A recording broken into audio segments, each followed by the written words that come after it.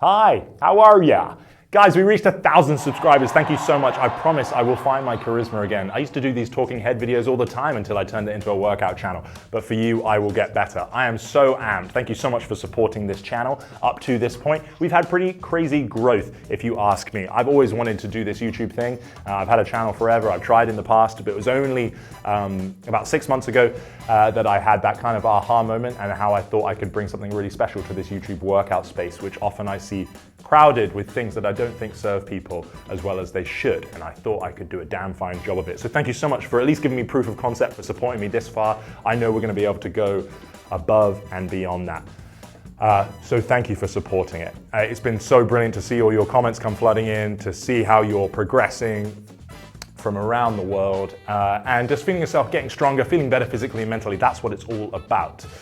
You will never see me put pressure on or use language around changing your body as much as I possibly can, because I think there's always, in the fitness industry, which I have worked in for the last 10 years, there's always too much of an emphasis on a pressure to look a certain way, or being beach ready, or doing this, and how to get ripped fast.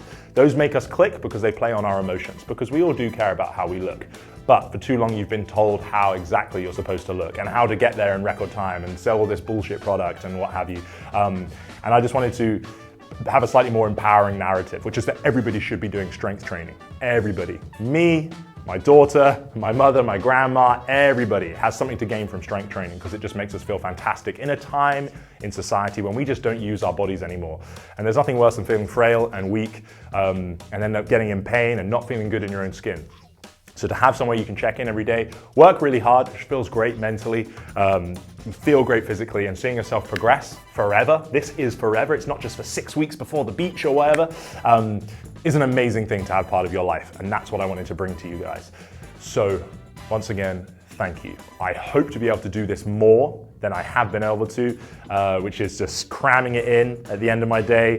I work with clients all day. I come home and I make sure I'm home for my family from 5 p.m. So I do my best just to slot this in, but I'd love to be able to do it more. And that's going to be possible with your guys' support as the channel grows, and it allows me to bring you more tools, more resources around training and nutrition. I feel like we're only just getting started, and we've done a pretty damn fine job of it so far. I'm just going to answer a quick few questions about our exciting new program, which just so happens to launch Hero 2 on May 1st. This is a sequel to our original program, Hero, that started the channel. It's going to be our biggest and baddest workout yet. It is 8 weeks. It is 4 workouts a week. It is following a nice popular upper-lower split, upper-lower, upper-lower. That video is going to be dropping on Monday, the first one that launches the workout program. It's also going to have a bit more information. However, I did promise I would answer those questions in this video, and there's just a few. Kicking off with Abenita, who's done amazing. Thank you so much for sharing your journey, Abenita. I hope I'm pronouncing your name correctly. It's so good to hear how much progress you've made so far already. And we are just getting started, buddy. You asked if there's going to be warm-ups and cooldowns. I know I've already answered this already, but yes, indeed. Unlike in Hero 1, every workout starts with 5 powerful mobility moves to prepare the specific areas of the body that we are likely to be challenging that day. And we also tend to cool down with anywhere from 3 to 4 specific stretches. So a little bit shorter in the cool down. I'm usually cognizant people want to get off, but spending just a bit of time stretching, letting the breath come down at the end of the workout, and opening up a bit of range of movement in the areas that we might have worked is always a nice idea. There was also a question around conditioning from you, Abenita, which is to say, is every workout going to have conditioning? Which is to say, some form of like HIIT or cardio or getting your heart rate jacked up. In short, no. However, it is you will see it there in the structure. Depending on the day, we'll have anywhere from things like CrossFit style AMRAPs, where we're going to be doing like thrusters and burpees and things like that, which will really challenge your heart rate. And on other days, there's more of body part finishes, which is to say we might focus on like lateral raises and bicep curls and some ab work, and you're going to cram that in together. So some stuff will have more of a metabolic effect, but you will often find, frankly, my experience with these YouTube workouts, because we're all running against a clock, a timer, there is a metabolic effect anyway, which is to say, you don't get a lot of time to cool down, even though I always program rest periods so you can work as hard and as effectively as possible in your sets. Resting for a minute, even to a minute and a half, is not that long when you're working hard in your strength training. So I always find that we get enough of a conditioning effect. You'll notice in the calendar, I do recommend cardio to anybody for your heart health and longevity, but that's more going to take place in an effective training zone at least.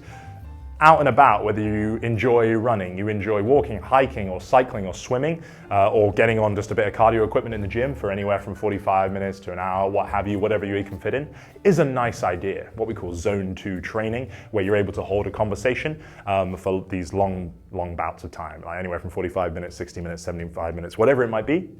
Whatever you can fit in is a good idea to build your aerobic base, but you won't find that on this channel, and to be quite honest with you, anyone who says that is lying to you. You're not going to quite get the stimulus that you need to build your aerobic base in the kind of workouts you'll find on YouTube, which is why I choose to focus on structured, progressive strength training. And you also asked that question around, does it affect where you hold the dumbbells when you are performing squats? Now, there is basically a trade-off between what is absolutely optimal for, say, strength or muscle development versus what we have to work with in the context of a follow-along YouTube workout. Now, I often hope that you guys have access to more than one weight selection, which would allow you to progressively overload over time. One week you grab lighter weights, next week maybe a little bit heavier, and so on and so forth. That's the basis of it. That's what you have access to in a gym, as opposed to, say, a home workout environment, where I imagine most of you are training from.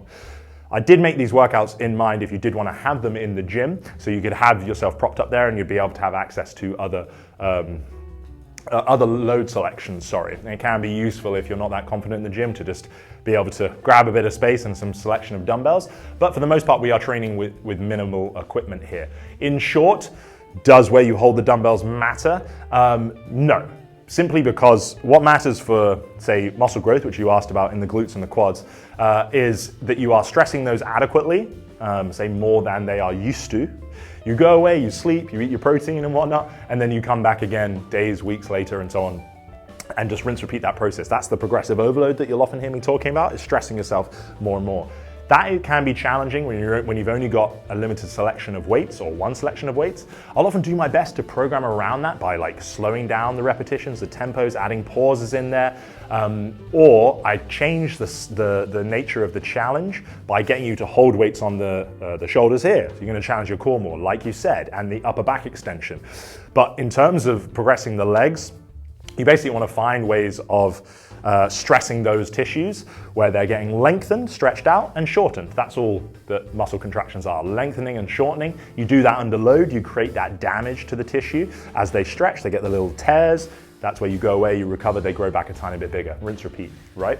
Now I do try and do that with single leg variations. You're going to find it easier to stress out those legs. You'll notice in Hero 2, we are going to be doing a rear foot elevated split squat, which is particularly challenging. We're going to be working with that for a number of weeks.